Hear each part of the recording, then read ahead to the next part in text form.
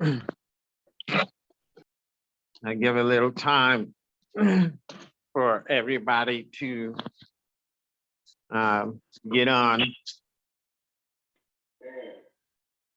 As much as possible, everybody be as active as they can. I know that it's quite a few people on, and it's going to, it kind of shortens our time, but that's okay. I think that we can work through it. Generally, we tried to, when it was just the men, sometimes there was sometimes there were, several people that needed to get something off their chest or to share. And so it started lasting 2 hours. But the original, we weren't trying to push it for 2 hours. It just was not enough time. It gave us almost more time to actually everybody to be satisfied. So we're going to still try to, as much as possible, to respect that 2 hour time. Even though we have more people involved, we're going to try to respect that time.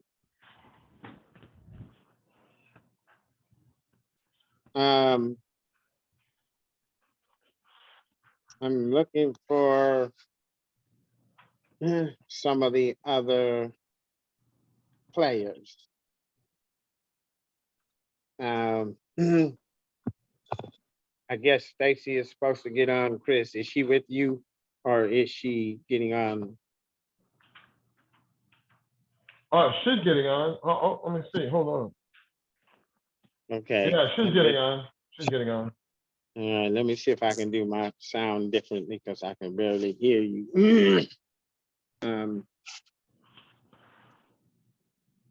All right, we have at least about 10 11.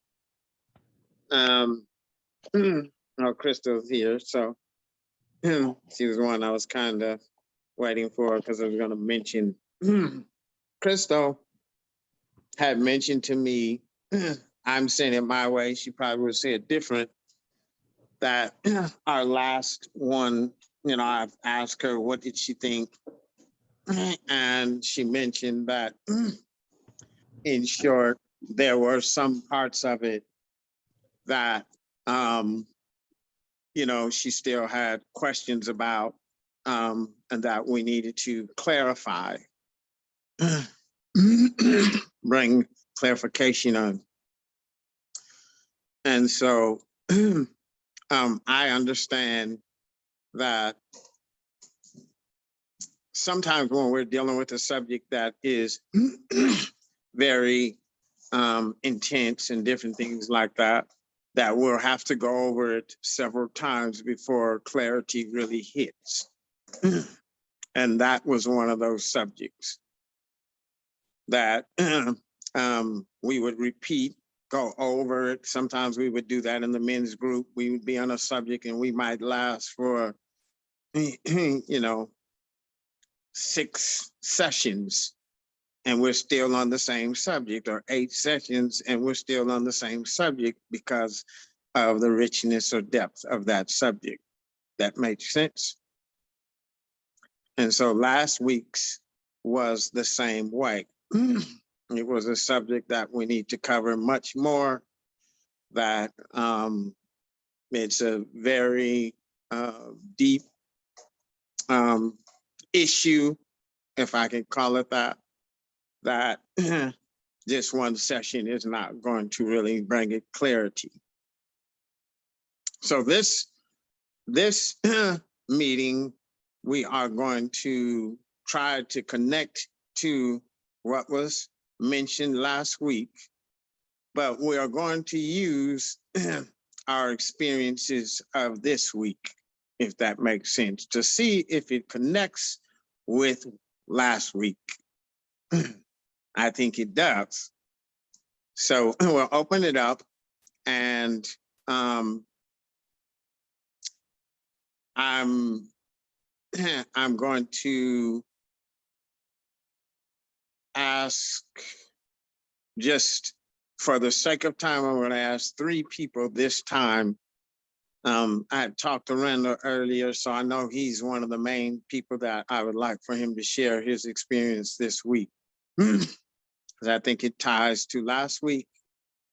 And I want 2 other people to open up and share what their experience is this week. So this time we'll do 2 males, 1 female.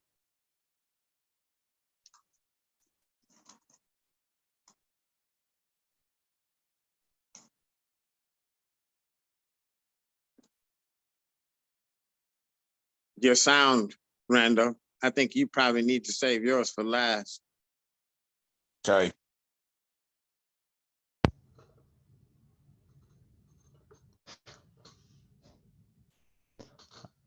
All right, 2 males, explain your experience.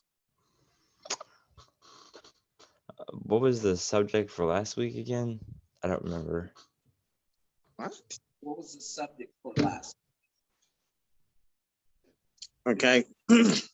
What was the subject for last week? What do we deal with? I can tell you that last week, Daria and Nate basically set the tone. They basically talked about their relationship, and the subject was centered around the deficiency, if I were to say it this way, the deficiency that women have.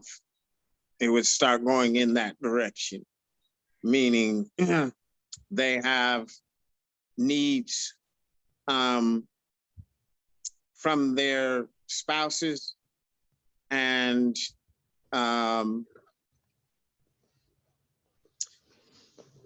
there is a disconnect between the spouse and the 2 spouses, the husband and wife. There's a disconnect, and we were talking about the cause of that disconnect. It was centered in those areas. I see. Now, even if you're not married, this is some powerful stuff. So listen very carefully, because it is very strong, very good information that will impact your life. You can also, even if you're not married, you can chime in, share what you see, what you think. It's okay. This is not just for married people.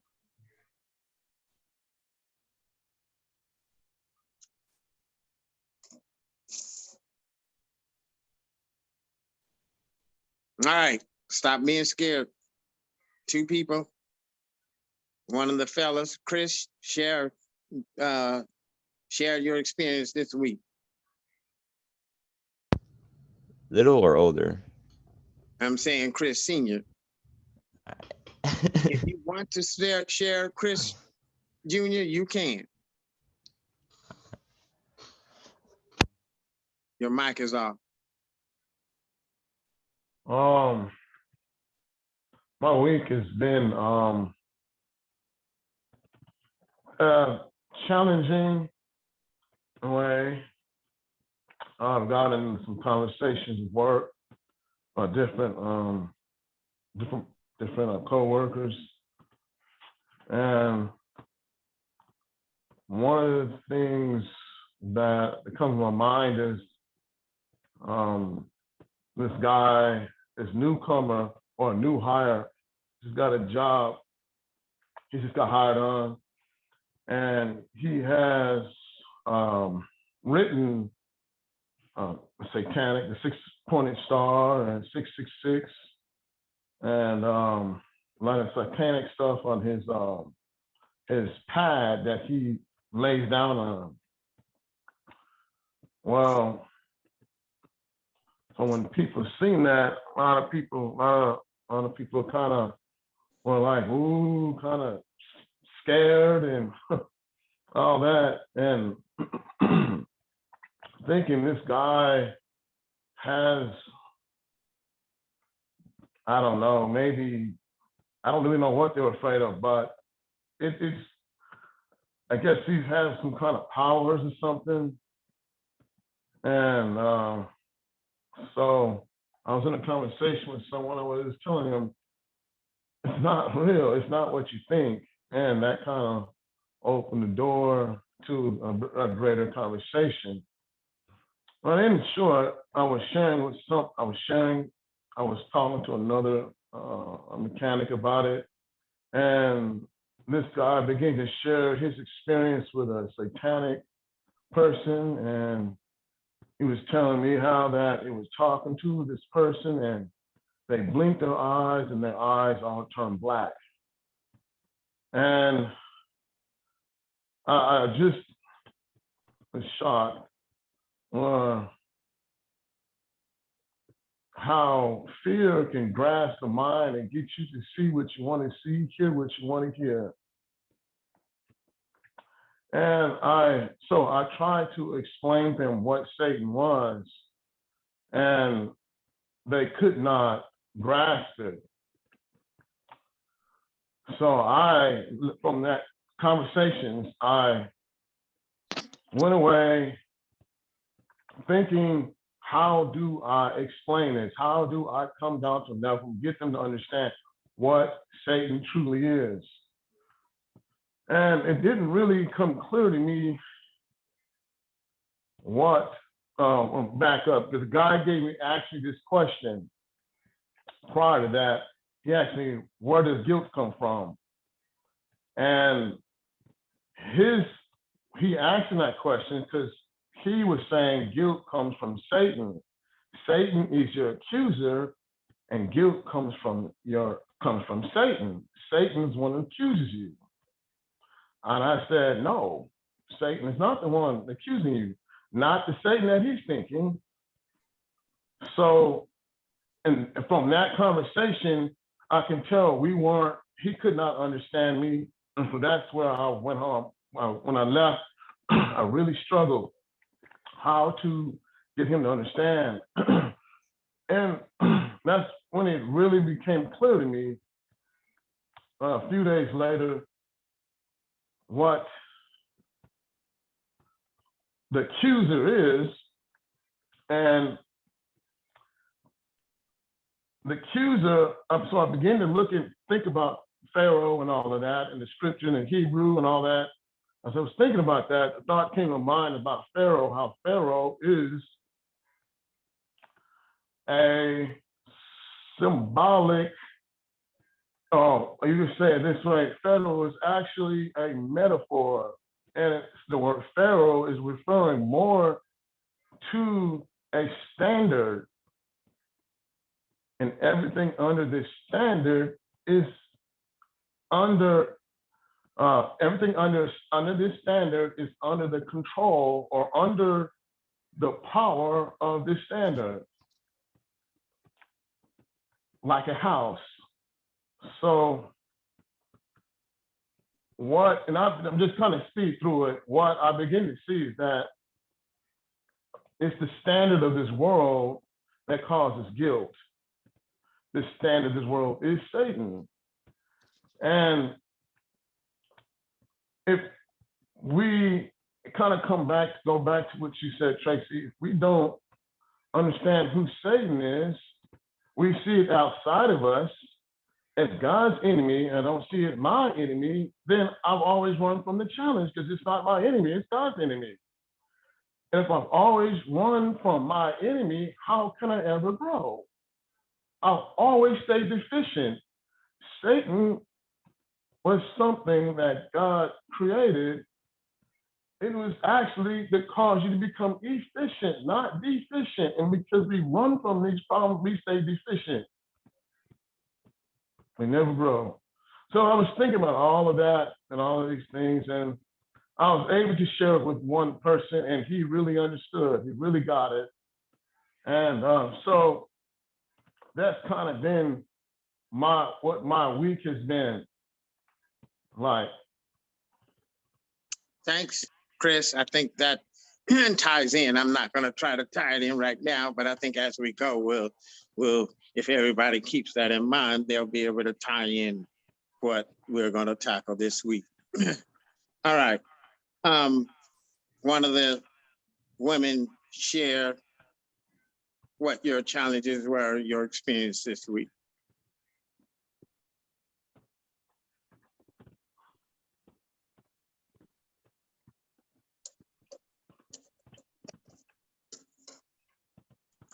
I'm gonna call names if it you know, in 30 seconds.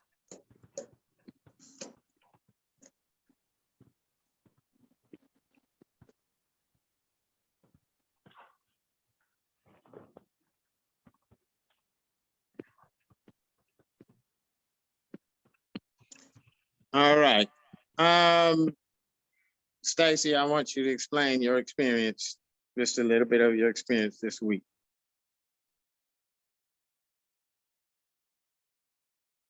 I think they're gonna kick your ass. It's okay.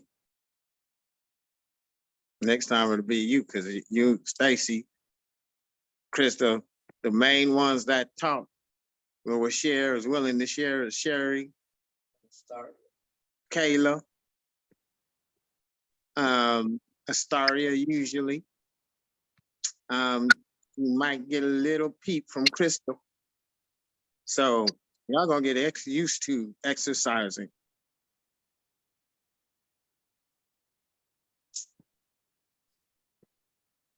Tell me what your experience is this week.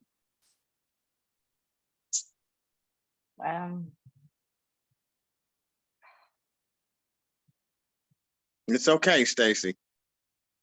It don't matter how it comes out, just let it out. And you can condense it down.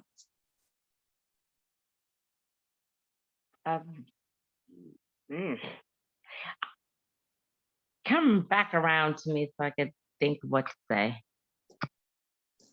If they come back around, she can think of what to say. Okay, we'll move to Randall and then we'll get into the subject and we'll go from there. Right now it feels real slow, so I'm trying to pick it up so it don't feel like it's just dragging. My challenges this week started off with Sherry,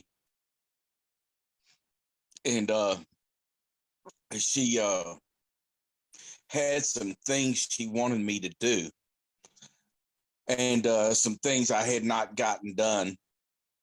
And the way that it came across, it hurt my feelings real bad.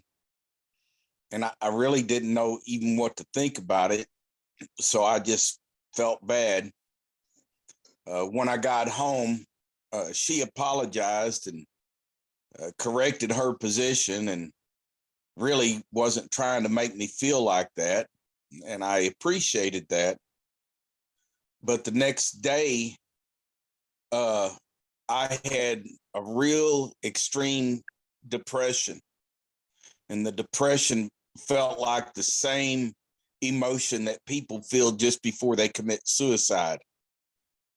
Now, I didn't have any thoughts associated with that feeling, and I wasn't entertaining suicide, but I really did not want to be alive at that moment with the way I felt.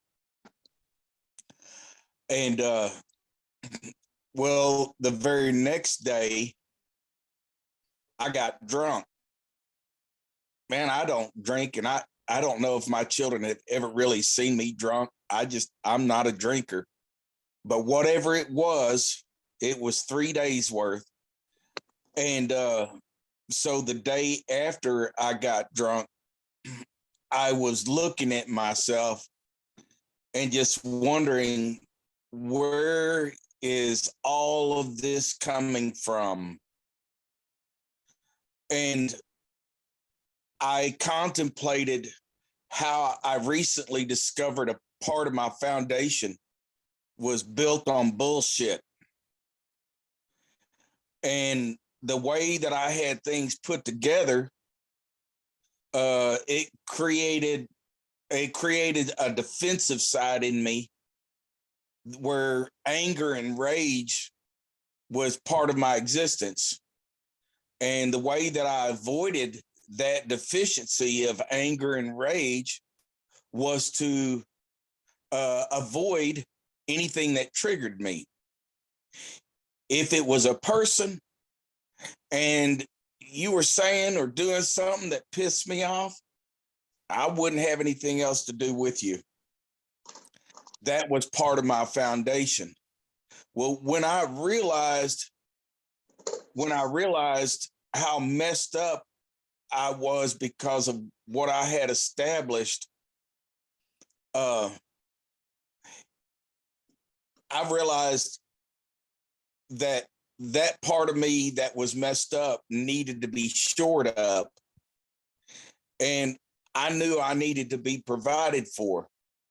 I knew that there was nothing I could do to just, okay, my foundation's messed up. I need somebody to give me a few sentences so my foundation can, after, 60 years or 55 years of having a messed out foundation, I need somebody to tell me something so that my foundation is no longer messed up. Now, I knew that wasn't going to happen. And I knew that there was going to be some shit that I'd have to go through to figure out to be provided for so that my foundation might be shored up. Well, connecting that to the depression, what I realized was that my self-worth and my self-value was directly connected to this bad foundation. And so with that foundation being, I have acknowledged that is no good. Well, that means that everything that was connected to that foundation is no good. Part of my self-worth was connected to that foundation. When I was in that state of depression, it is because everything that I had, my framework for value, was gone. And now I'm at a place where I need my value to be reestablished. So the depression and those emotions were just a direct result of me having that need. Thank you, Randall. I don't know if everybody can connect that to last week, but it connects. When we start talking about something that is deficient, it simply means that it is low of value, that it does not have value. Now, in short, what connects with what Chris said in talking to someone and them not being able to understand what he was saying. What came to my mind in short was, this might sound a little rough, but walk with me here. Maybe Chris didn't have the authority. And if he doesn't have the authority, you're going to trace it back to his value. Does that make sense? You're going to trace back to his value system.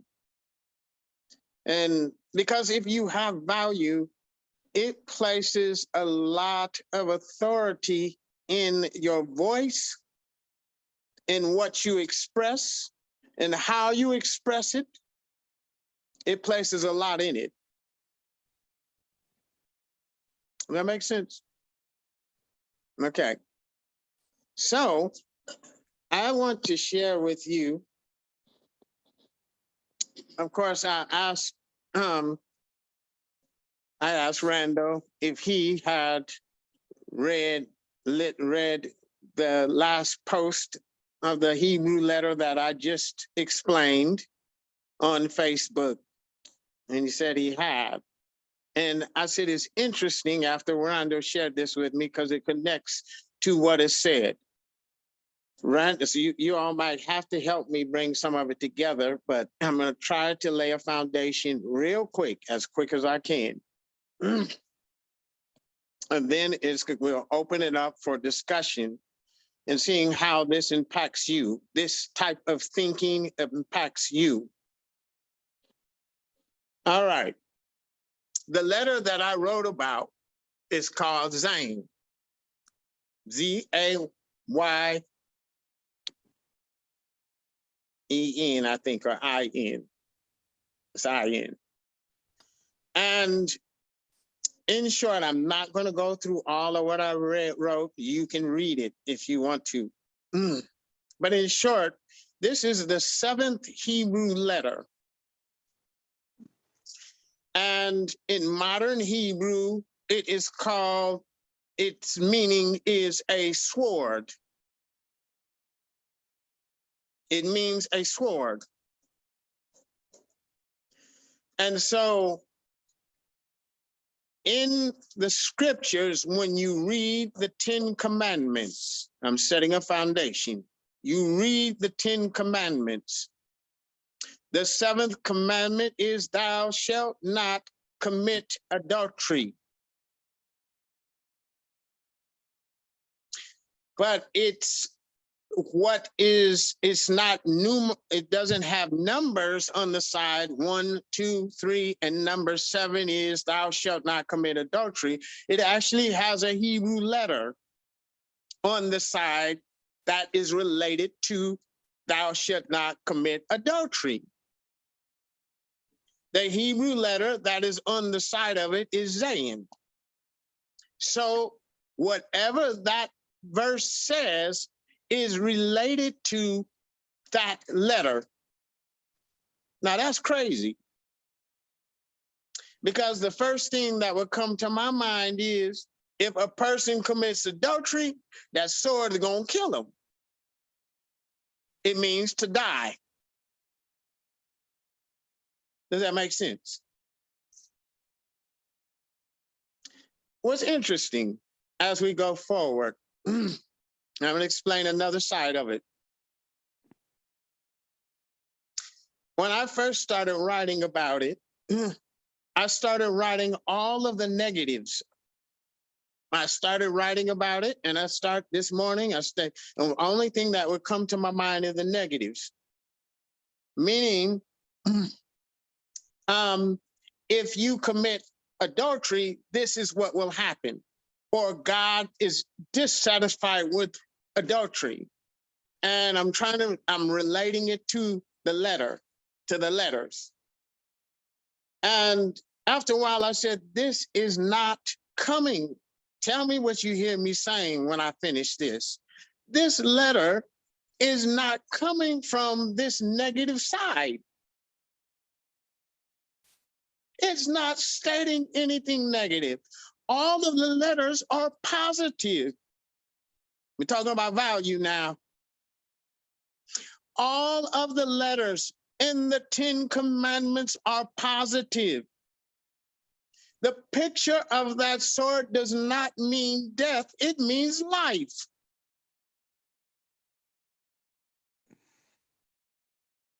This is getting crazy. And so how would you relate that to thou shalt not commit adultery? You see, when you read thou shalt not commit adultery, it is only a half of what it says. It's incomplete. The letter on the side is the prefix. So the letter on the side, it would read different than that.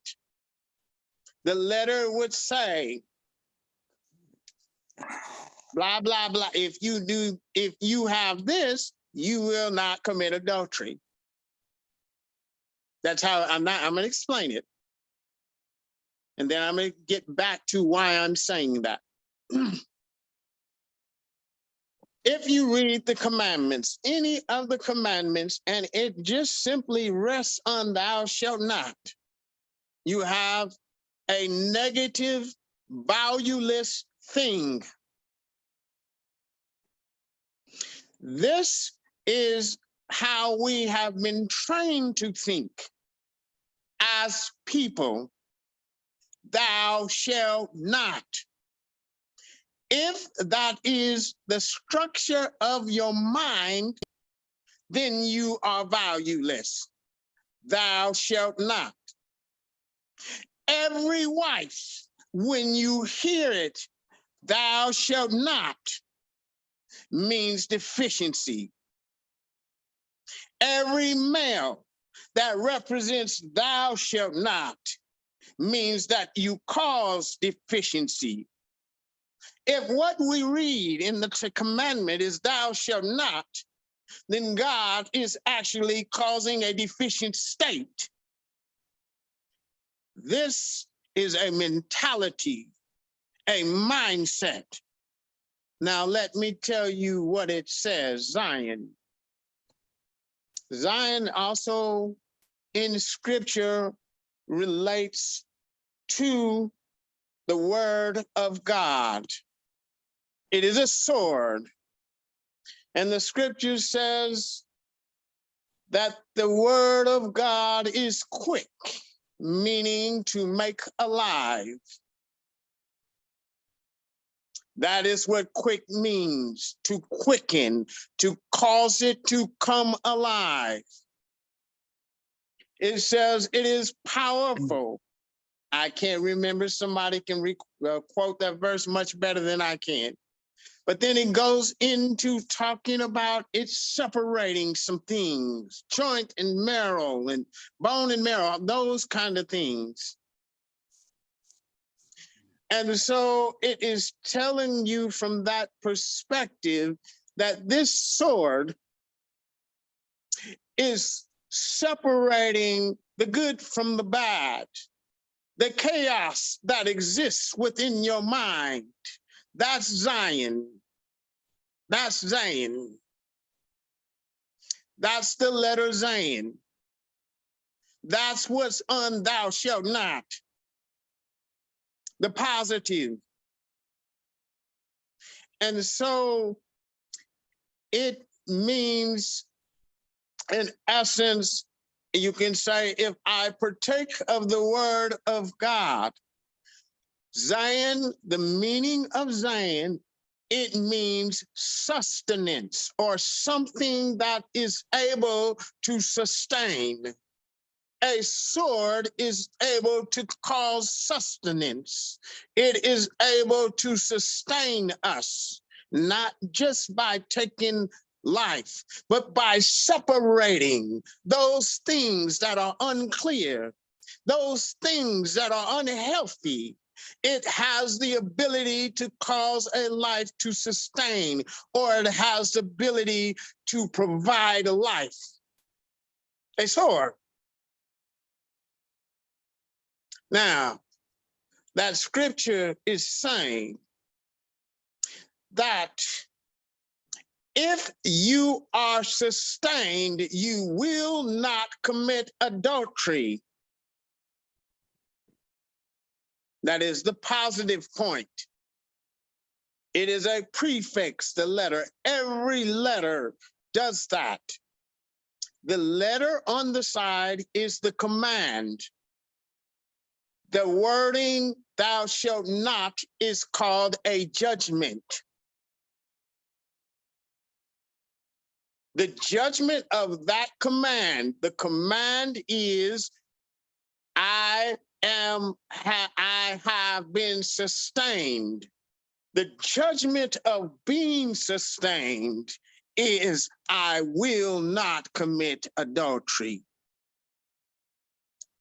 Did that make sense? Now, if your mind is caught up still on we were trying to think on the side of thou shalt not, it is very hard to erase in our minds. If it is not erased, you cannot receive value.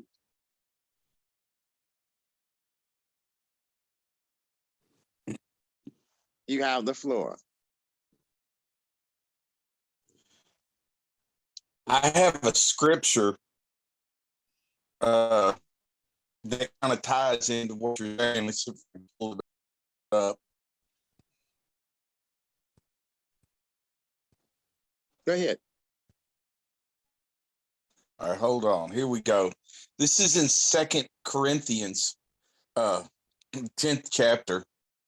Casting down imaginations and everything that exalted itself against the knowledge of God, and bringing into captivity every thought to the obedience of Christ.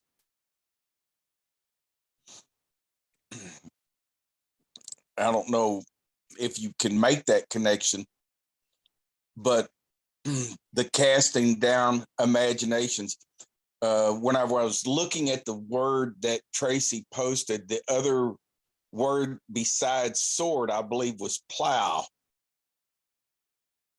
And what happens with a plow is it takes the dry, hard places that are on top and puts it down deep.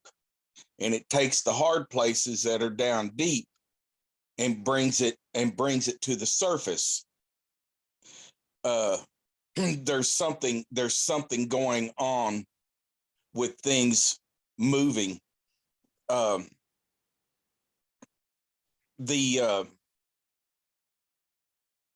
rightly dividing is an aggressive action. And ultimately, when it says thou shalt not commit adultery, I don't see that as a command. I don't see that as being the subject. That is an object. It's a result of the subject. The subject is that part where there is an active work. One of the words that comes to my mind, it says casting down imaginations. Proper acknowledgement. If you're casting down imaginations, that means that something else is being brought up. One thing that has no value is being taken down, and something else that has value is coming up. The part that I'm curious about is how is that provided for? I cannot come up with what I need. And whenever I talk about restoring my foundation, I cannot come up with what I need, but I can properly acknowledge what doesn't belong. That is the process of a sword or even a plow. It takes something a little deeper and it generates growth. It's very aggressive, but that proper acknowledgement, the other word, Tracy brought that word complacency out when we were talking a couple of weeks ago. That word has been sticking in my mind. And basically, complacency is a byproduct of not having proper acknowledgement, not placing judgment on things that don't belong. I That's have all a I got. perfect example of what happened to me this week. I had an ideology that men were supposed to take out the garbage and men were supposed to deal with anything to do with the car. When I realized that was adultery, because that ain't how God works. That's a separation from how God works. And then I started looking at why do I feel guilty when Randall's in there cleaning the kitchen? Because I had an ideology that that was my job. And that's when I started realizing that threw guilt on me. And that was the adultery, because God doesn't see it that way. If there's a need and you have the opportunity to take care of it, you do it. You don't put an identity on a person with that particular chore or whatever. But anyway, that this is all making sense to me.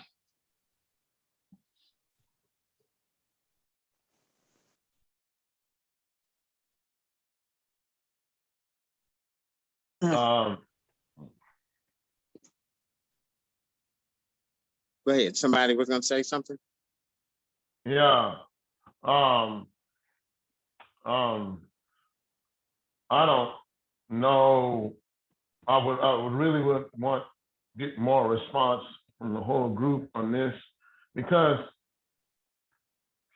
what Tracy just said is like the very, I don't even know how to put into words how important it is to understand. Because if you don't get this point right, the house, you're a house with no foundation. You have no root system. You will always be deficient. And I'm saying this because this is an area where I struggled with this one right here for a very, very, very long time. And this is what the work that I'm doing to repair the relationships with my family, with my household, is because of this standard that I had in my house. I'm trying to clarify myself. Thou shalt not. That was my standard, meaning the duty base. You do this. You do this, and if you don't do this, then I will discipline you. Okay. This tore my house up. And I am trying to repair the relationships in my house. So this is the very thing I was trying to tell the guy in my job. That's not what Satan doesn't cause guilt. That's not what causes guilt. It's not Satan. Something's broken. And when you live in an individualized society and this becomes the standard of the society, fear and guilt, when these social norms of this society is all fear and based off fear and guilt, and this is my standard, that standard creates an individuality. And in that individuality, it creates guilt. And that just breaks up all unions. It tears up a household, breaks marriages. And so it has taken me many years to grasp this, that you cannot, and what the scripture says,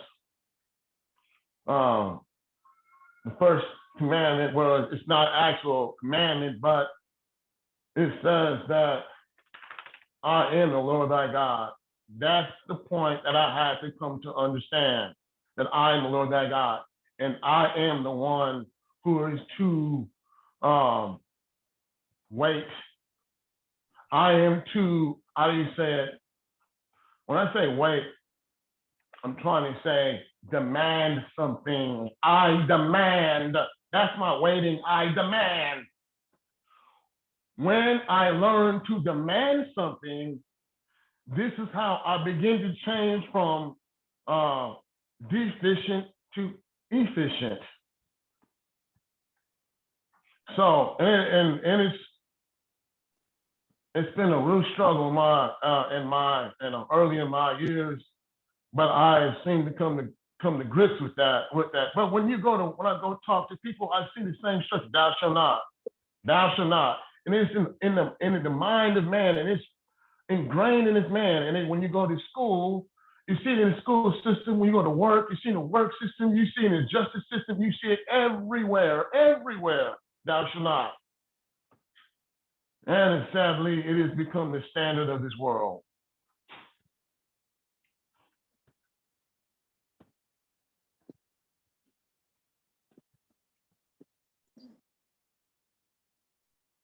One of the connections that I am making between what's been shared so far and last week is the moral compass. And so when Tracy, when you mentioned the verse about the sword cutting between the soul and the spirit, the joints and the marrow, and being a discerner of the thoughts and the intents of the heart, what came to my mind is the joint and the marrow are not bad things, because you had mentioned separating the good from the bad, but your joints and your marrow are not bad.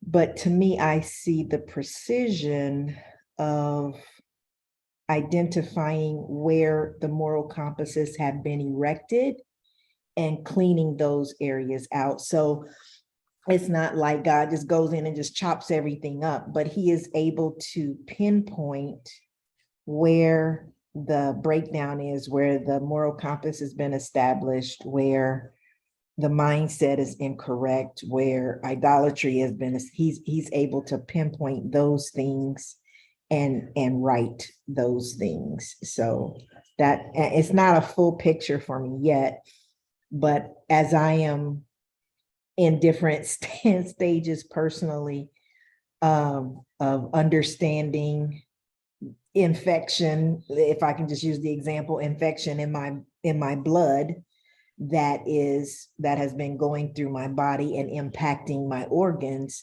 So it's like I need a blood transfusion, or I need my blood to be filtered or cleaned, or the junk removed from that. Very good, Crystal. That is the state of mind that I'm talking about. And I illustrated it to Crystal and maybe a few others this week, that if you were to draw a line, and on one side of the line, you would have everything that is dark. And then above the line, you would have everything that is related to light, the sun, the moon, the stars, all of those kind of things.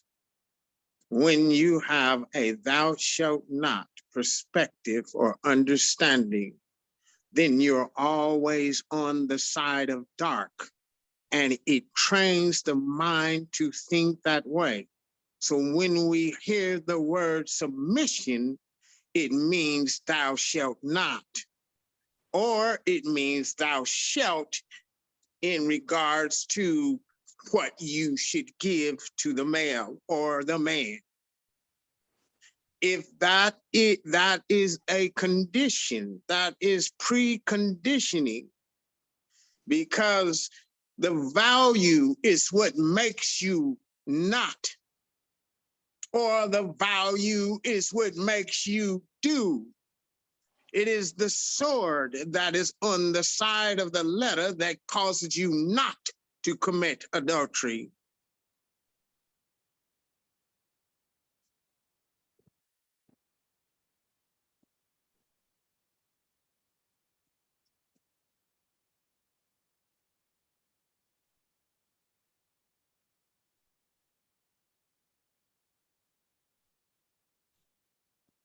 Okay, I guess that's understood. We're done? Okay, go ahead. I would just like to share a little bit real quick on what I've gathered. And it seems to be more of an urgency, not urgency. The word is, what's my word? It's not urgent. Yeah. Urgency. Yeah, but think of the word. it's more like saying we need to be more intentional about understanding what we're going through. So we talked about complacency before. Now we're dealing with, it is time to be more aggressive. That's my word. More aggressive with understanding where we are, what's going on, the things that are going through, and not just be complacent about, yeah, this is just another day. This is another session, but that we can be intentional about learning, gathering this information, putting it into practice, and growing. I think that's what I really have felt for a little while, is that this cannot be just, yeah, okay, we're done at 4 o'clock. I'm gonna go on to the next thing. But to be intentional about what I'm gathering and what I'm doing with it, that I am taking steps forward. I am gathering this to move forward and not be found in the same place that I was in, because we get comfortable there. So anyway, that's my little 2 cents for the day.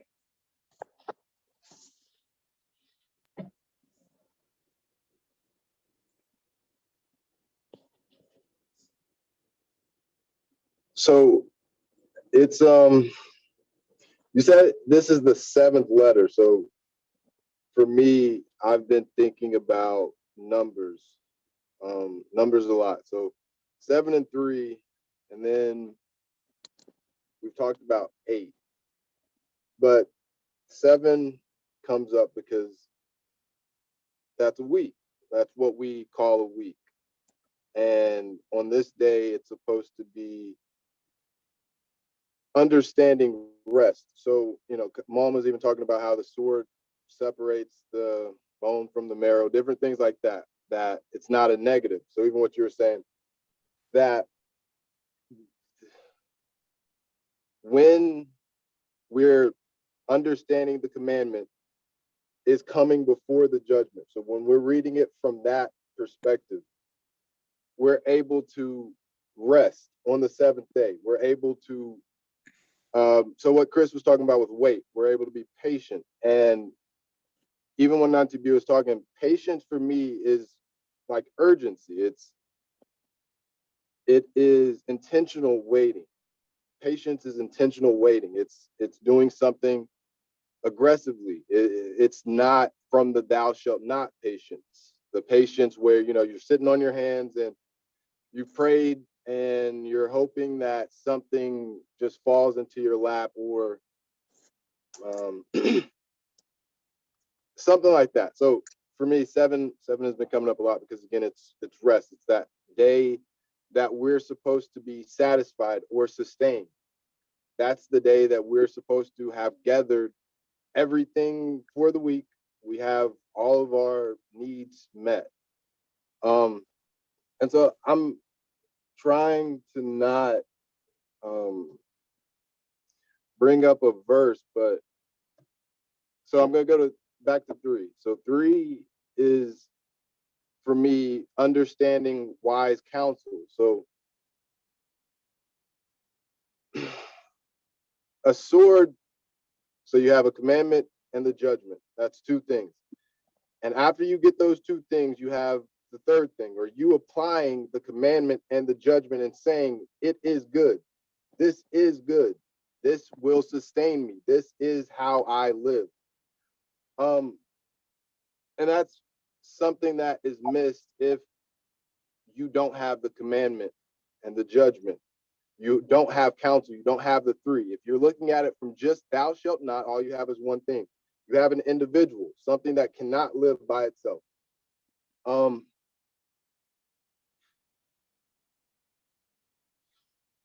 And so 3 again is very interesting because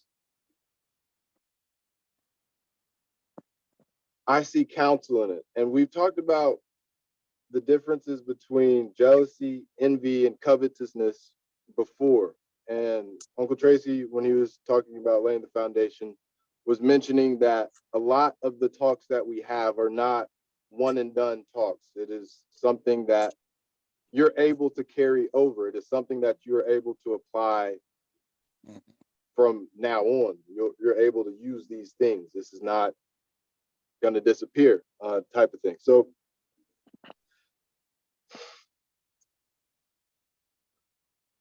wisdom, understanding, and knowledge. We're supposed to be the third. So even when he talks about the commandment or the letter that goes beside the judgment, and how that is the foundational point to life, that without those things, with just one thing, you will have a state of mind that is unhealthy, a state of mind that you're not able to discern between the light and the dark. So even when he talks about the line and being, you have the sun, the stars, and the moon, you have things above this line. So I was saying all of that to say this letter is a very interesting letter, especially when it has things to do with committing adultery, where it's, from my understanding, on this day, or the seventh day, I think, is the day that we give God the glory. So it's just little interesting things like that, that as we understand, we will be able to make the changes and the sacrifices that are needed in order to prosper and to be healthy. But that comes from an intentional process.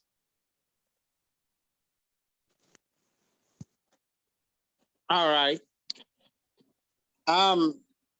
So Stacy, real quick, can you relate that to, can you see how our negative thought, or can you see a better way of saying it yourself? What happens to you from whether it's weights you carry, different things like that? Can you see that in our explanation? Or what do you hear us saying? This is not directed at Stacy, but I'm asking Stacy because I need to make sure that Stacy is following.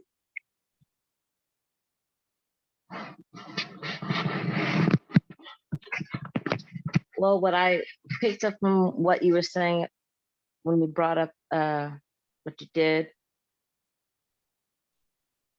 it shows you the path that you should take instead of showing you in the negative. Because if you show you in the negative what you should not be doing, it still doesn't give you a clear picture of what you should be doing and the way to move forward. So when you give the positive of it, and it's not like putting down, it's more of, if you're walking in the way that you should be walking, this, you will not do this negative thing. So that's what I heard. You okay? All right. So who wants to kind of, I think, Stacey, we need to bring a little bit more clarity to it. And so that's what I want to try to do, is bring a little more clarity. Who wants to help with that? Who's willing to help with that? I'll speak on it a little bit. Some of the thoughts that came up for me were, life is not linear, life is a circle, in the sense that you go through wisdom, understanding, and knowledge, and end up back at wisdom throughout the week if you're doing the cycle process properly. If you are the first commandment is know the Lord thy God is one, and that is the first thing. So if you keep something in the forefront of your mind, if you know the Lord thy God is one, and you know the Lord thy God, and that's what you're focused on, the renewing process of a Sabbath or the week or your day will always renew, and you will come with something fresh. It is a sustaining process. When we go through Sabbath, we're supposed to be renewed. It's not supposed to be just dropping baggage off. It's also supposed to be picking something up. The plow is bringing something up as well as pushing something down. The sword is dividing something. This is all a picture of renewing and going through that process. If you keep certain values or what you have been given at the forefront of your behavior or intentions. Okay. Anybody else?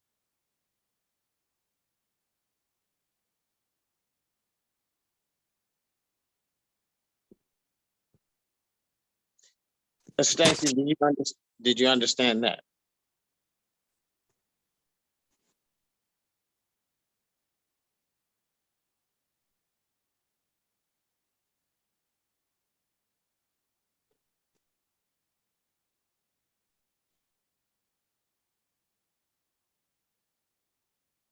Yeah, sure, yes.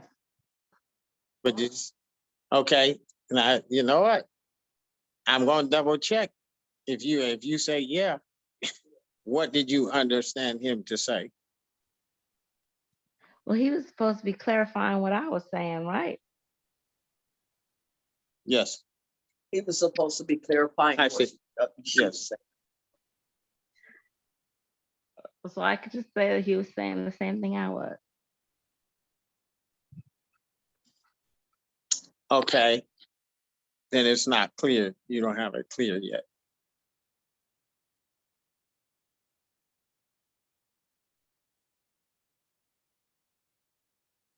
The point that I'm trying to get to is that in your personal experiences, each of you and your personal experiences in your relationships right now, you feel, especially women, feel that they have to serve the man, that they have a thou shalt not perspective.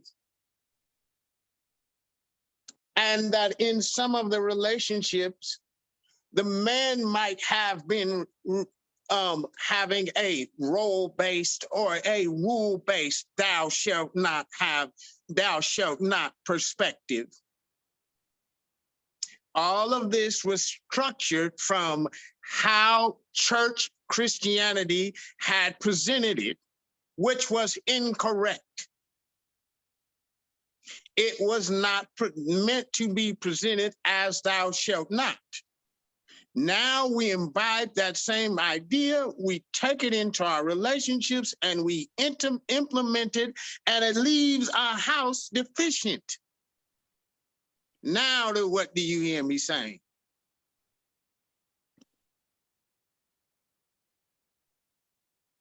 Can I say something? Can you hear me? Yes, no. I'm not Okay. hearing you. Are you saying something, Um, Davier? yes. Can't hear nothing. Go ahead. Oh, dang. Hold on. Give me 2 seconds. Okay. Can you hear me okay now? Can you? Yeah. Yes. Oh, yeah. Okay. Well, this kind of reminds me of a conversation we had in the women's meeting a long time ago, where a lot of the women were talking about the difficulties they have in their relationship with their mom and how they looked at their mother and said she had certain qualities and I did not want to be like her. And so instead of pursuing the standard or what they should be like, we simply avoided being like her, which doesn't really work in the end. You end up still cultivating those very same attributes. You still end up behaving from the same belief systems. And so there's a difference between avoiding and thinking that you're hitting the mark because you're avoiding doing bad things, and like actually walking in identity and walking in the positive or affirmative. And it kind of makes me think of, like you said, like the language of the commandments or the 10 words is not like a threat, like you better not do this. It's a, if you are whole, this is what you will do. And it makes me think of, I think Paul, one of Paul's letters, where he was saying, if you walk in the spirit, you will not fulfill the lust of the flesh. And I think a lot of times religion, Christianity, systems like that teach you what not to do, teach you what to avoid. And they focus very much so on, oh, you got to kill your flesh. You got to make sure that you're not doing these things. You got to avoid these places, these people, these ideas. But there's never a completion of like what it is that you should be gazing upon, what it is that you should be focused on. And so because of that, people walk around with incomplete sort of standards and perspectives. And it spills into everything, relationships, not just romantic relationships, but all of them. So you walk around incomplete, you don't know who you are, essentially. Thank you, Darby. Very good clarification. Adding to that, how much does this impact what we were talking about last week? How much does this impact the woman needing the man to value them? How much does it impact that? How much of how we think, and we're still thinking we are supposed to, impacts us not being, having value? And then what you might do is ask the man to say good things that would make you feel valuable, but you still got stuck in your head, thou shalt not.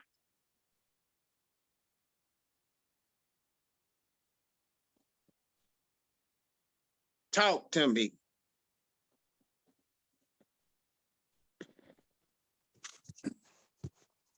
I got a quick question, and I'm really curious about the young people and how they see this question.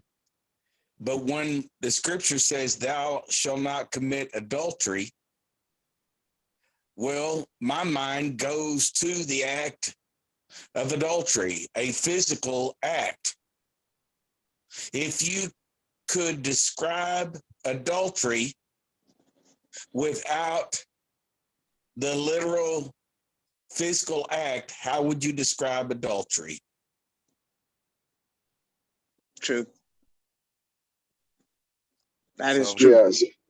Did you know that Eve, when Randall said it comes to my mind, did you know that Adam and Eve, when they ate of the fruit, was caught in adultery? And the sentence of adultery is death?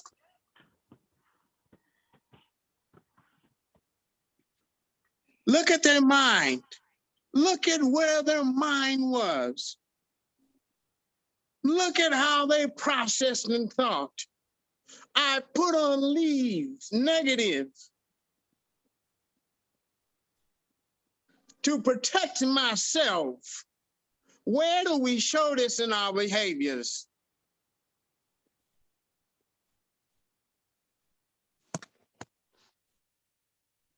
I was thinking about the ideology I had with that it was Randall's responsibility. I basically committed adultery with that thought. It caused him pain. If we're looking at the standard, you don't do that to another person. I don't know if that makes sense.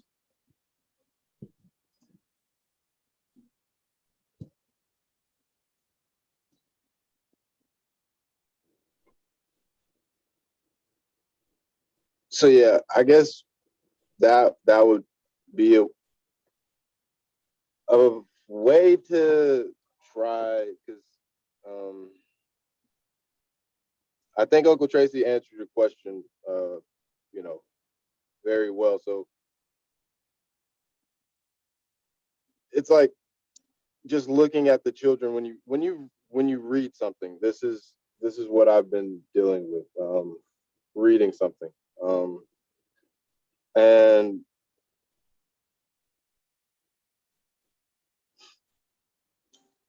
where I am now is how I would answer your question without using the Bible, because the focus point is not the Bible. The focus point is the application of something and the result of the application. So what's been on my mind a lot is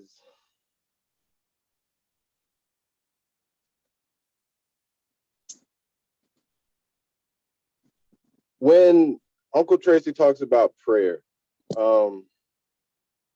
It's a way I can not use the Bible to try to bring more clarity. When Uncle Tracy talks about prayer, what he's talking about is, again, sacrifice. He says prayer is a sacrifice, or you have storehouses of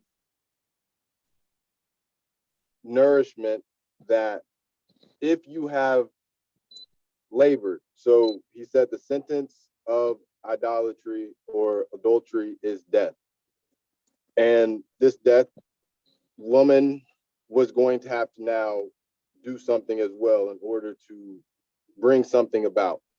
And man was going to have to work. Man was going to have to sweat by, his labor and stuff. He's going to have to work. And Chris was talking about how we see the separation or the individual idea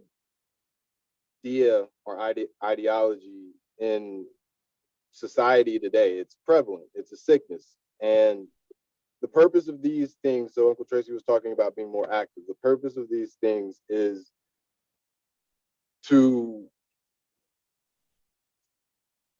understand, again, that we are getting the results as we do what we're doing. So conversing. Prayer for me is, again, I would tie it into conversing, or the same thing as reading. So something that my brother brought up this week was that when you first experience something, you don't intellectualize it. You don't think about it. You feel something. It starts at the heart. It's the heart first. You feel it. And then you try to think about it and reason from that point. And the purpose of these talks is to be able to get out of that mindset, to get out of that overthinking process that we do. It is to speak. It is to be. It is to allow or speak on our personal experiences, to see one common thing, to see the same thing, that we are all experiencing the same event. So it's very interesting because, again, Uncle Tracy talks about the body a lot and God's body being Sabbath. Things like this that he didn't get from reading the Bible. He got it from not committing adultery. So when you ask that question, Randall, I'm trying my best to answer it without using the Bible. When you ask that question,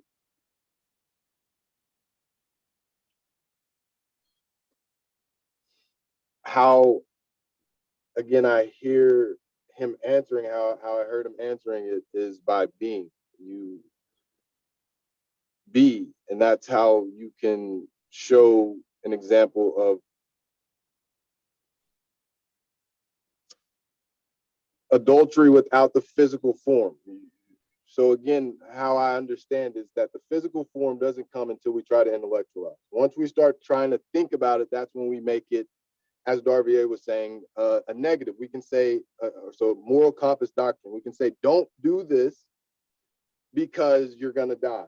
And we understand death from a negative point because we have on fig leaves. We don't want to die. Like, okay, so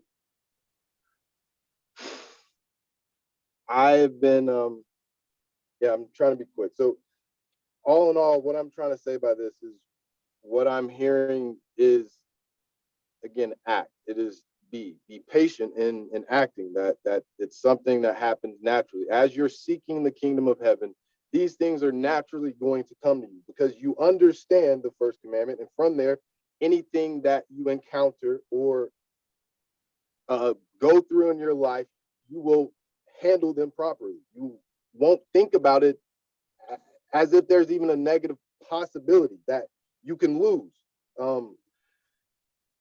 So yeah, it's things like this that thou shalt not gives a picture of you have the ability to lose, while once you have the commandment and the judgment, once you have it and you have the clear picture as to what you look at, you no longer can look at lose. That's no longer in your vocabulary. So I hope that answers your question. Something that is interesting about it is that when you understand what you don't have, you understand what your need is. And that's what the commandment is pointing to, is what your need is. When you see sustenance as your need, you know to express, I need sustenance, and go about getting that. When you do not know what your need is, or you have a warped idea of what your need is because of your moral compass, how you see your value, how you see yourself, how you want to be seen, you will go and find that need from a victim standpoint, or from I'm not accountable for what I need.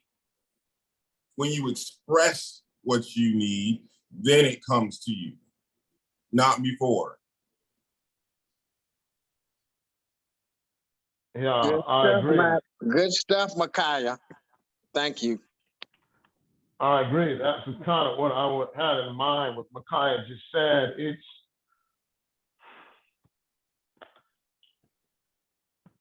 If a woman operates out of thou shalt not, she will not have no voice. When she no longer operates under thou shalt not, this is when she actually begins to use her voice. Her voice, the voice of a woman, is a strong demand. That demand is expressing her need, and she refuses to accept anything that is beneath to what she's needing. What she is needing is she's needing to feel secure. This is demand of, I need security. It's demanding. Okay, the male is to respond to that. He has to hear that. Okay, a lot of problems with males. Males have egos, and that ego can get in the way of hearing that demand. So what the male has to do in order to hear the demand, the voice of a woman, he has to sacrifice his ego. This is what the Israelite men did before crossing over Jericho, when they circumcised themselves. Okay, if two people, when Adam and Eve were separated, they were deficient, they were in a deficient state. Yah placed something challenging of you say, a Satan to challenge him. This Satan was to take something that is efficient, these two efficient, and then make them come to one to be deep. I'm getting backwards. They were deficient, and the purpose of Satan was to make them become sufficient. So this the whole thing. It is like there's demand and then there's a response, but the woman has to demand. And I'm going to become more bold. Get it together.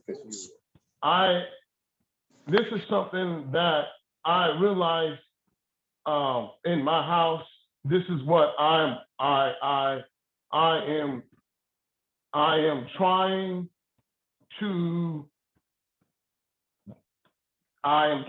to get that voice to speak, demand. I'm demanding something. So, and this is what my work is been in my home, is to cause this voice, this demand, because there's things that I cannot do until there is a demand that will cause me to shift, to make the changes I need. But I need a demand, I need a demand, I need a demand. And so anyways, I hope that makes sense. Okay. This brings up a very interesting point. I'm watching the reaction of the women and some of the women to what was said and what Chris mentioned. And so I'm going to let Beverly speak, and then I'll bring up what I see. Oh, yeah, you can put it on me. One of the things that I think as a woman, as I'm hearing this, just everything that's being said, I understand the purpose of it, but what can be hard. And as women, we don't speak up a lot of times or say anything. We have been in a male-centric world. We grew up in that male-centric world. And now what's being said sounds like it's still coming from that perspective. We are now discovering as women and getting adjusted to identifying the fact that we have grown up in a male-centric world and we have not had the example of what this really looks like as a woman or what we should be doing.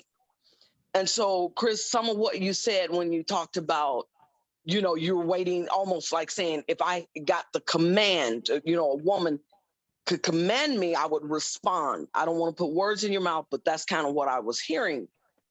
But I think a lot of times as women, we're still trying to identify something. And this is not about, oh, woe is me, us little women grew up in a male-centric world.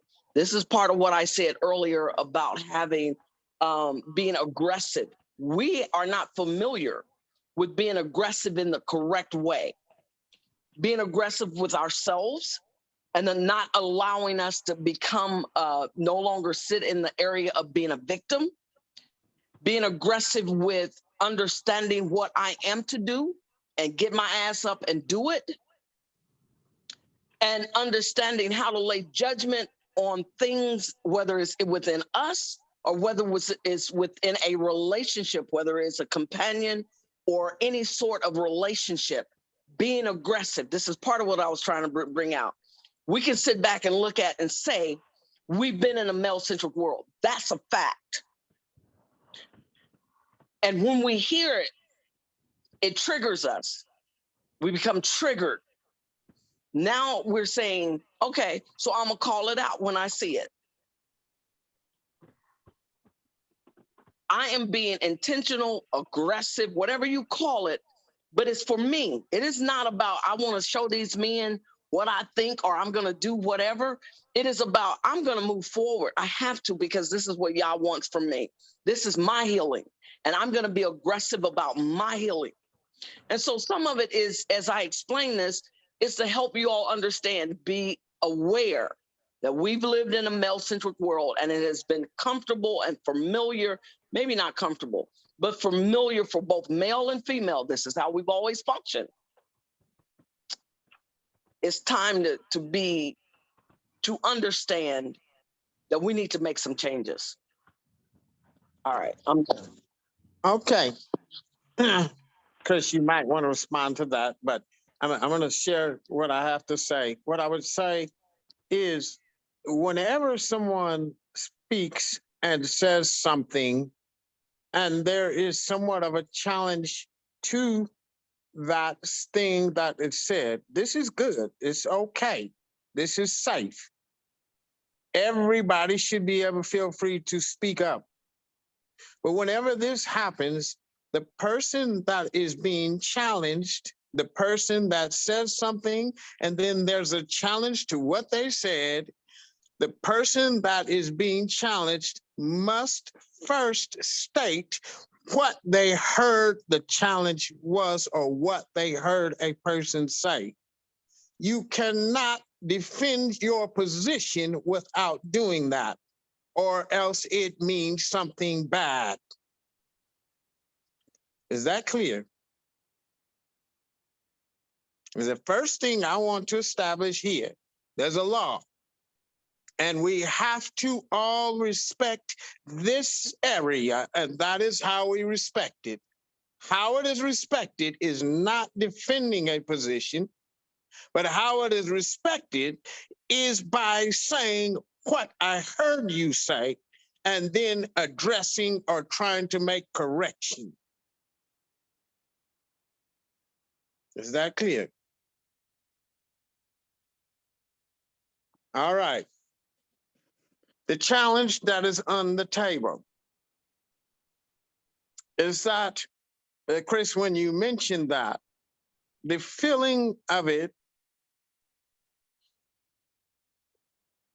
to women, what Beverly said is as if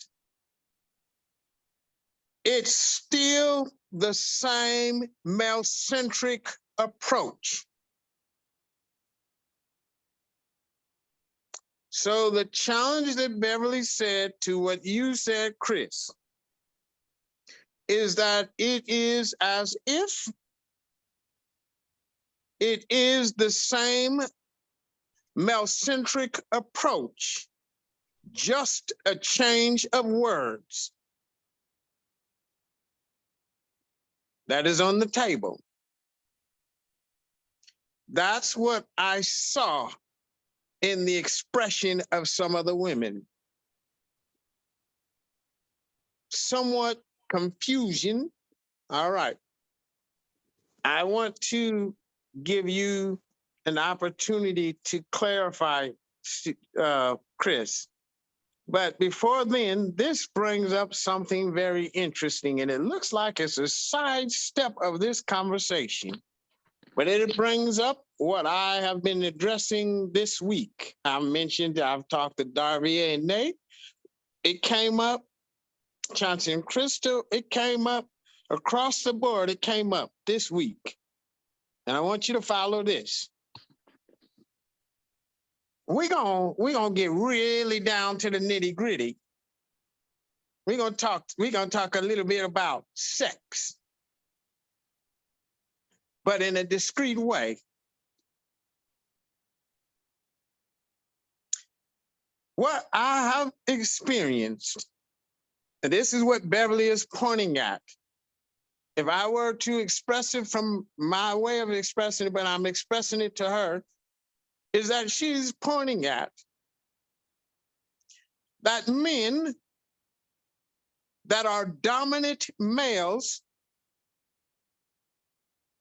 have a tendency to make women still feel it causes them to feel male-centric. That's a lot of way of saying it. Now, my experience has been that most of the wives that have a dominant husband does not want to have sex. Let's talk. I'm putting it on the table now. That the wives that have dominant husbands don't want to have sex.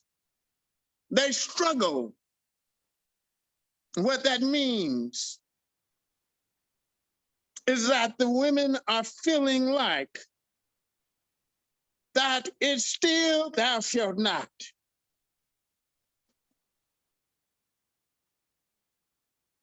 Or they're feeling like thou shalt.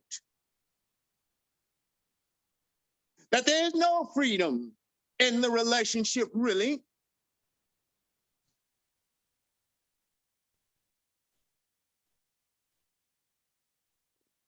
That's what it's talking about. That's on the table. That's some of the stuff I had to deal with this week. It's a problem that is connected to what Beverly said.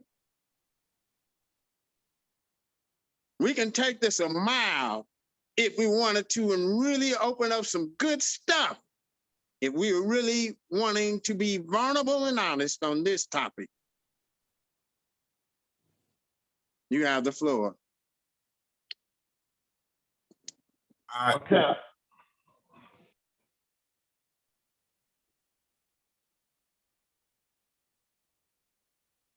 To the first part of that, I'd say that the 10 commandments were not given to just Moses. They were given to man and woman alike. What that implies is that all of us are supposed to have a foundation understanding the law or the olive through the Tav. It is not gender-based. In order to be able to have a life, you have to understand the law of life. To the second part, I would say, I am saying that it reminds me of a scripture in Proverbs where it says that if the wine is not red in the cup, then it is not good to drink. And what I'm trying to point at is that as men, in our ignorance, we have partaken of something that was not mature. And the response to that has been a feeling of subjugation, or a man has been dominant because he wants to partake of something. He wants to have sex. I'll say it that way. And not valid, not confirmed whether something was at the point to where it should have sex. There's not been that evaluation. And so that there is I'm having a hard time saying it, and somebody have to help me out with it.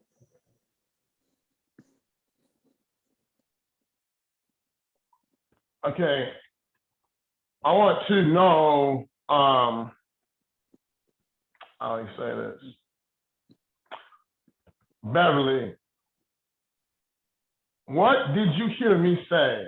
What makes what I said sound male-centric?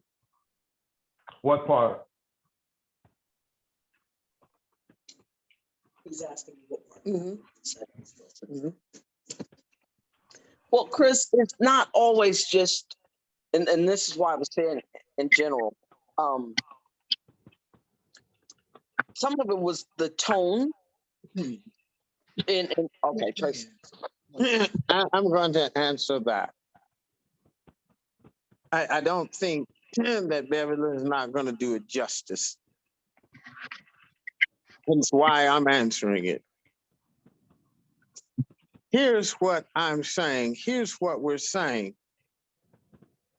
Using the same sword, using the same commandment thing. If a man does not know his value or feel his value, he will become very dominant. It's not something that has to be said. That, Chris, you said anything.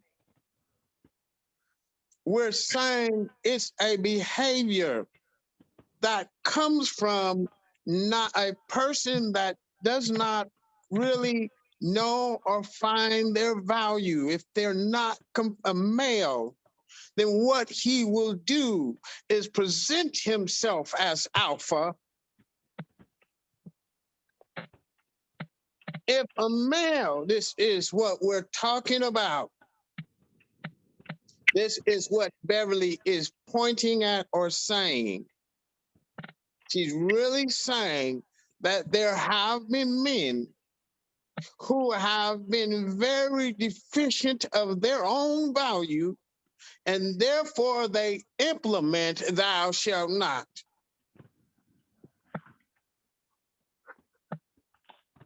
Okay, I said the same exact.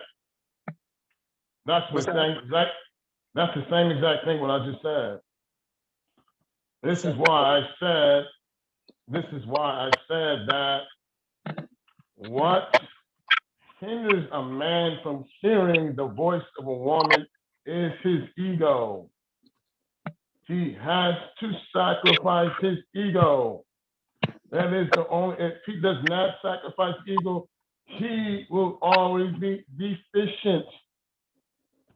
It's when he gets rid of that, he be changed from deficient to efficient. Okay, the woman, this is the scripture says. Why did God, the flood, before the flood happened, it says the thought of his heart is evil continually. Who is the thought of his heart? So God was going to flood the earth because he said the thought of his heart is evil continually. Who is the thought of his heart? The thought of his heart is the female. Evil means dysfunctional. Why is she dysfunctional? Why is she being dysfunctional? Let's really make it simple for the lack of sake of time. He has an ego that he did not sacrifice, so he has not sacrificed And it causes her to turn away. It causes her not to use her voice. Or he doesn't hear her voice. In short, so what I'm trying to get at is that a male has to sacrifice his ego. He has to cut it off. This is also what the scripture means in the beginning.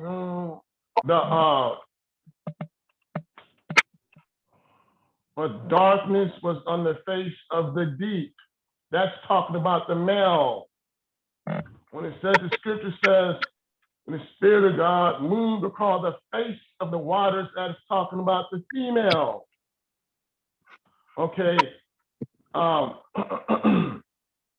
what my point is, all I'm trying to say is that when a male sacrifices the ego, he does not look at the woman's emotions as bad when she's acting crazy or she's in it chaotic. He understands that and he responds to that challenge. He does not say, you need to change. You should stop doing that. You should stop doing that. He hears that and he responds to that. But when a male has an ego and she's acting that way, he's gonna say, thou shalt not, thou shalt not, thou shalt not. When he gets rid of that, he does not respond that way anymore. The thought that keeps going through my mind is when we look at the man's ego, he thinks he possesses the woman's body and she doesn't have possession of her own body. And what I keep sensing and feeling is a man thinks he has a right to basically rape his wife or take advantage, and that's her body. That's hers to give permission. And if a man comes from a place that's his right, that's what pisses me off. Sorry, guys. Thank you, Sherry. Chris, I want to get to what Sherry said, and I'm going to translate it to some degree. It's legitimate. The question I have, Bev, is for you is Chris's explanation accepted?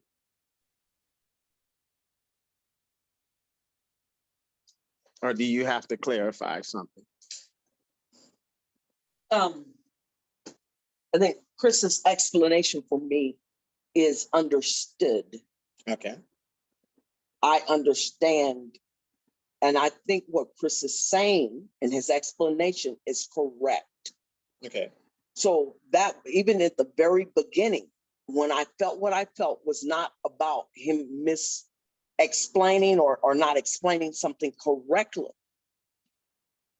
It was the feeling to me was more from, I need evidence of that.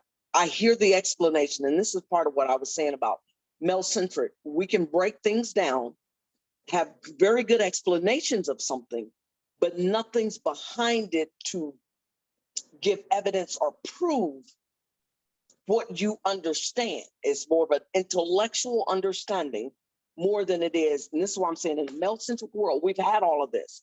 And what we're tired of as women is you throw up this magic dust and it explains everything and it's the right explanation. But now what we need is the energy behind that to ground it, to bring the substance to life, that it is alive. It's not just an explanation of something. This is why I was saying of the aggressiveness that I am putting forth now is because I'm demanding my healing. Nothing is going to prevent me from receiving what rightfully belongs to me. And so even when we give these things, it wasn't about Chris. It's about, we need men to stand in this and not just give us explanations, but I need you to support what you're saying. Back it up. I have a challenge. I have a challenge for that. Go ahead, Randall. Y'all see how fired up Sherry got? whenever she feels like somebody is trying to take something from her, she's saying, I feel like I'm being raped. Now, I want you to know, if I was dominant or if I wanted to be dominant, I don't get to be dominant long, because she is making a statement. So I can't stand up against that. Matter of fact, I go the opposite direction. Now, because I pick up on those sensitivities of that male-centric tendency, and I'm adjusting to it, the challenge that I had was the damage that women have gone through because of the male-centric world. My adjustment isn't easily acknowledged. I may make an adjustment, but it's not acknowledged. It's as if I'm still male-centric anyway. My challenge to that is, this is my challenge. Sherry brought up something very interesting. And Randall, you brought up a very good chap. Beverly did an excellent job. This is a good wrestling match. It really is. So this is how we conclude what truth is. Here is where my challenge is. What is actually being stated is this. If we go to the bedroom, I'm addressing you, yours, Randall. If we go to the bedroom and we use the bedroom and intimacy as an example, that there are still expectations, or from both parties, one party or the other, I'm building a foundation, there's an expectation from one party or the other of what you should be, or you should lead, or you should lead. Follow me. When you have something this destructive, it is for us to wrestle together to determine what the truth is.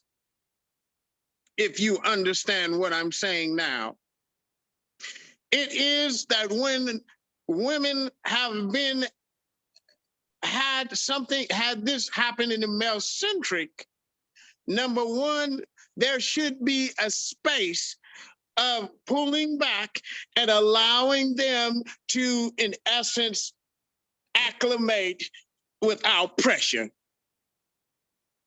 Number one. Or else, if you are not aware of the woman's sensitivity because of what she has experienced, even though you are trying or not, you will cause damage, and it'll go under the area of male-centric. So what it means is that you might not be able to sleep together for a little while. What it means is that we both need to determine what the need is. And the woman is always the indicator, first indicator of what her need is. Very powerful. This is what it brings up to the table. And as she is vulnerable, this is what Micaiah was saying in revealing what her need is. Then a man must respond to that need. And it makes sex right. But if sex is derived before a need, and it is the man presents his need first, it will go under the area of male-centric. That is the challenge.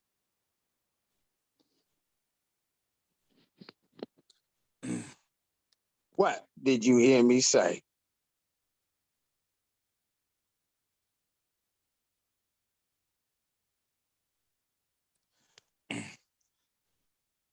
Let me respond just a little bit.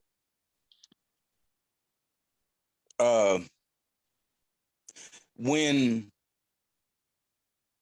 I noticed I had become very sensitive to the plight of women as a whole, my sensitivities and awareness maybe not as strong as Tracy's, but pretty close.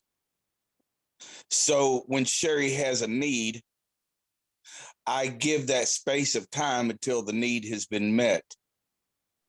If I have any expectation of taking care of my own need along the way, then it kills whatever it was that where I was headed.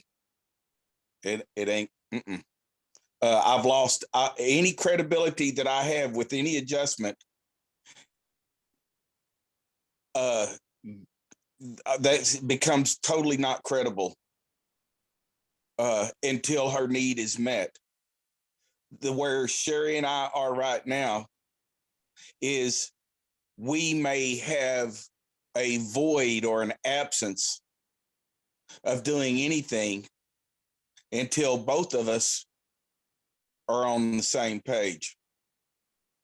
Let me say it another, let me add to that. Very good, Randall. There are two sides of it. The side is that the man must pull himself back. And the other side is, what Beverly said, is that the women must become more aggressive. That means that they must be willing to share and reveal what their need is. Sherry can feel what she's feeling because complacency is okay. Now the man is no longer bothering me, but we're still not concluding nothing. Did you understand what I said? So I am placing I'm putting right in the middle. I took the two-edged sword, the word of God, that is sharper than any two-edged sword, and I divided something here. That's what you saw me do. You see over here, the female can be blaming the male, and she's not really revealing what her need is. That means she's complacent. And over here, a male may have pulled back, but at the same time that he's pulled back, he's expressing what his need is. In other words, he says, I need this, and she has not had the opportunity to express what her need is. Then it creates damage. Do you understand what I'm saying? This is an issue, a huge issue. We are solving this issue. We are trying to conclude that what we must do is find a way. The female must express her need. One of the issues that females have had is have had an expectation that the man is already supposed to, according to thou shalt not.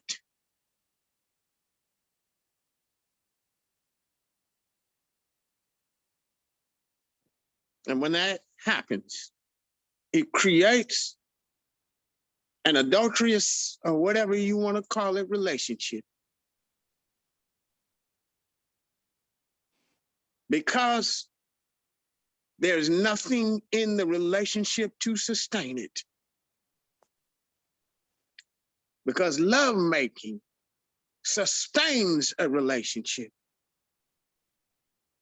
But it cannot be begrudgingly. It cannot be that I do this just because the law said I'm supposed to do it. And it cannot be that I do this because I have rights. It must be based off of something that has been vulnerable, and we both have concluded that there is a need, and intimacy occurs.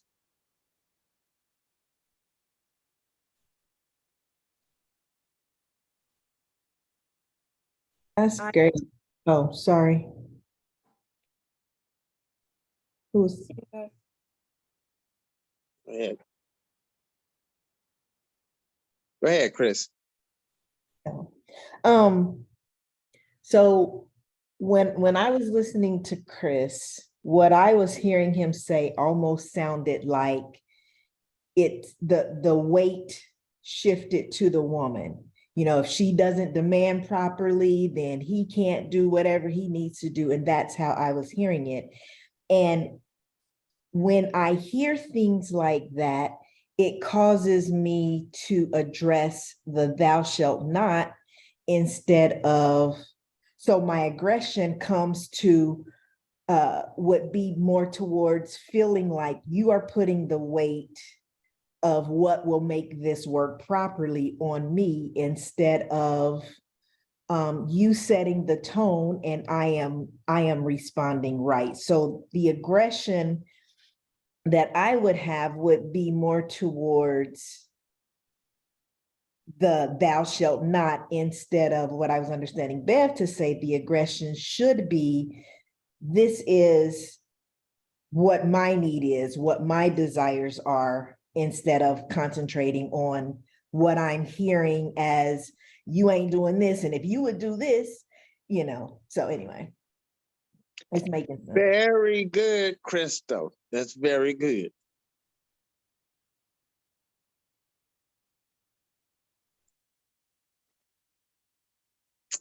Do we understand? And I think Kayla was gonna say something. We both started kind of talking at the same time. Kayla, go ahead.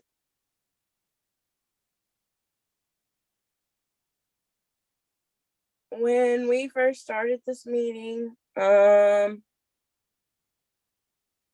everything that I was hearing, everything that I went through this week, it was all, you know, it all came together. Every time I kept hearing the word adultery, you know, it got a reaction out of me, even though, of course, if I only went with the Greek understanding of adultery, obviously it would not, you know, literally apply to me by the Greek understanding of adultery. But then I started thinking, no, that would be, that still applies to what happened in my experience this week. You know, I felt after this experience happened, I said to myself, I'm gonna have to face the music, you know, in essence, because this is really about dealing with my maturity, my growth, my value. And so I felt like I'm gonna have to be open here. Some of you know, I mean, that I've directly told that I have a condition, and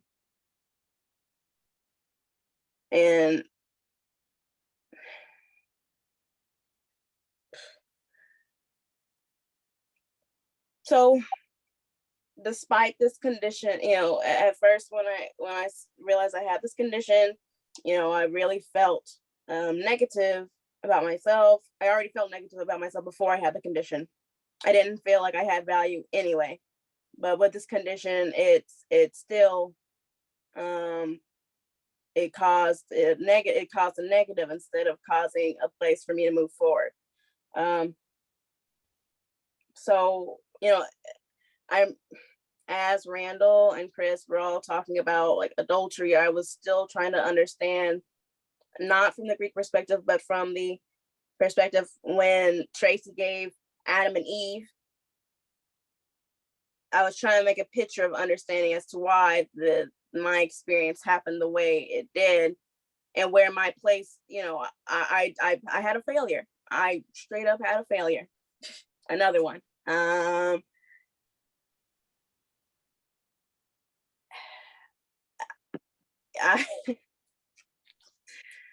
That's very good, Kayla. Keep on going. It's very clear. I understand what you're saying. Powerful.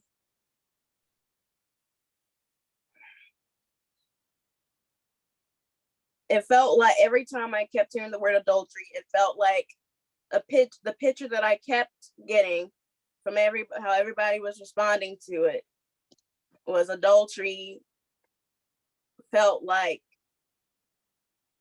and again, of course, with the letters and how you, in essence, separate yourself or separate from, in the negative, you're separating your Yes. judgment from the negative, in the negative. That's how you're committing adultery.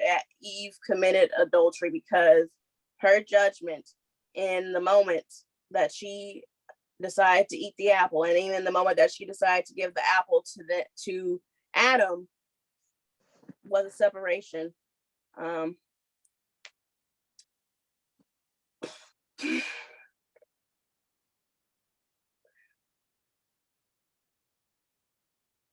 So I'm addressing my experience in separating would be about how I placed my value, what my need was, and then not, it was the need or the craving that I had versus the actual point of me that I needed to grow. There was a pivotal point that I had control of, that y'all was telling me to, and in essence, I would say the word drop the ball in that pivotal moment. In my judgment, I felt as though I had been strong, quote unquote strong, trying to stay steady and making sure that my need was met correctly. But I let go, in essence, which caused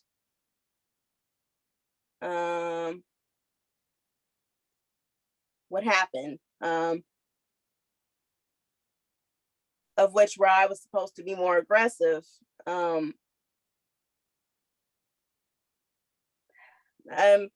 don't want to keep. So, baby, you explained it very well, and you've been as vulnerable as you need to be. We are clear of what you said, and it was powerful. My response to you is this, and see if you understand. Zion, the letter, the sword, is also the names of Yeshua. It also represents wonderful, counselor, Prince of Peace, God Almighty. I can't remember that whole verse. It also, all of those things are a depiction of what that sword does. That means that it has the ability to heal if you use it. It means that it has the ability to correct anything if you use it. That is what you hold on to, because it is a dynamic and powerful letter.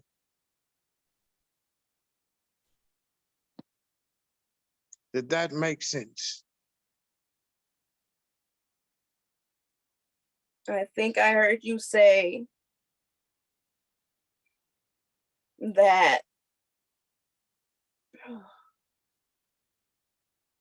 that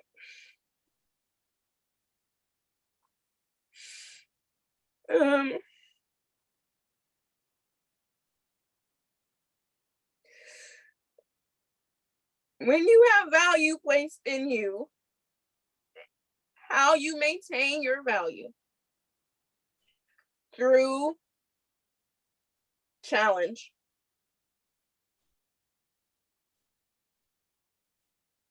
It has to always be, I'm sorry.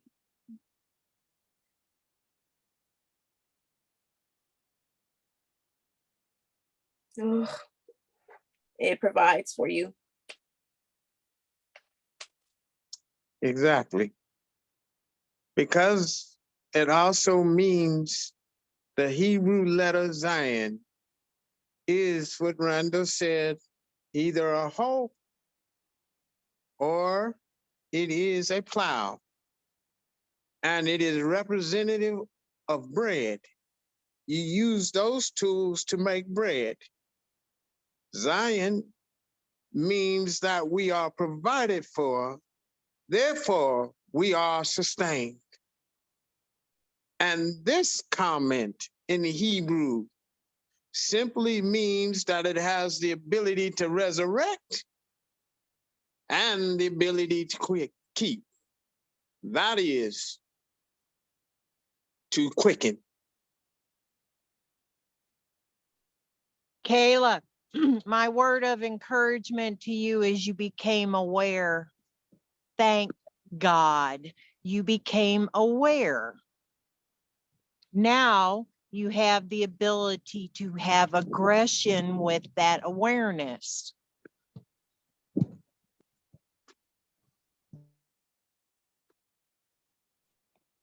Okay. So we're about at our time. Is everybody clear? Where your head should be, where your mind should be. Is it below the line? Is it in dark? Are you lying to yourself and believe things that you are that you're not? Meaning acting as if you are light and you're not. You're dark. That becomes a dominant behavior. Where are you? Where is your mind? And I must find value through a sword.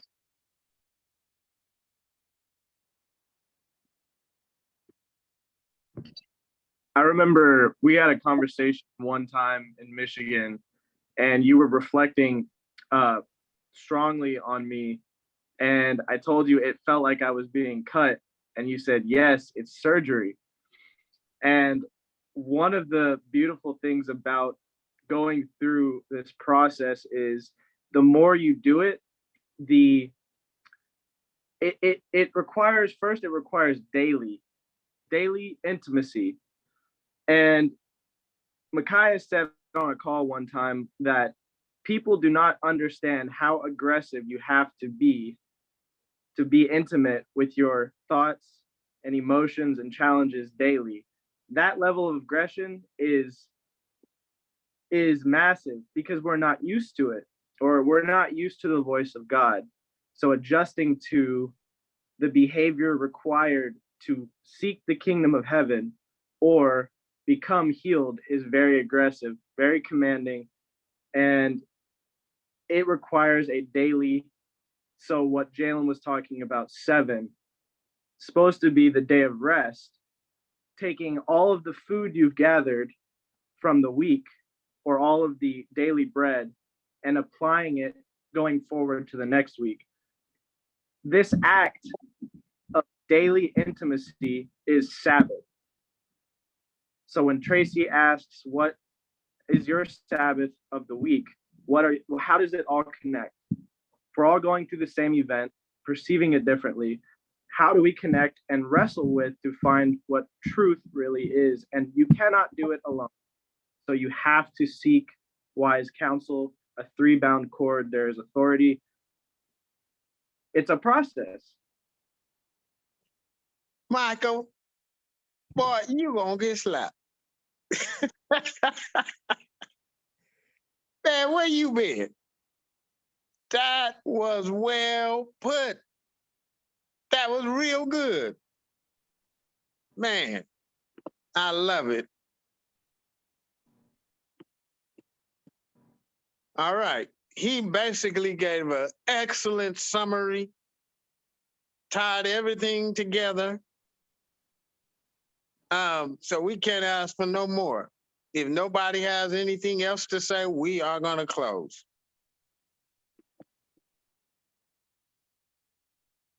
All right. We'll see you next week.